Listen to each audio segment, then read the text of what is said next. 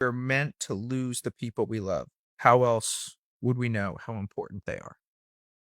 Yes. I don't know why these things come. I mean, I'm always nervous about them. They're going to sound completely pretentious, and maybe they are.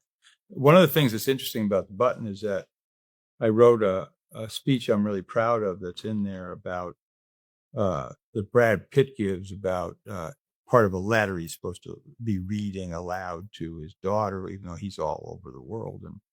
And he says things like, I don't know, there's no rules to this. If you find that you're not doing it the way you wish you were, then you can start all over and all this. And so people made it into like a plaque.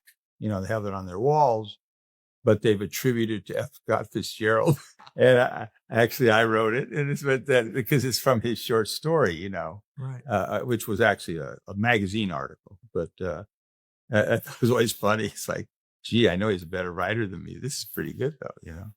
I'm trying to kind of bring all these things together, but it's funny because your presence very down to earth, and you've written so many lines that are very iconic, sentimental, valuable to people.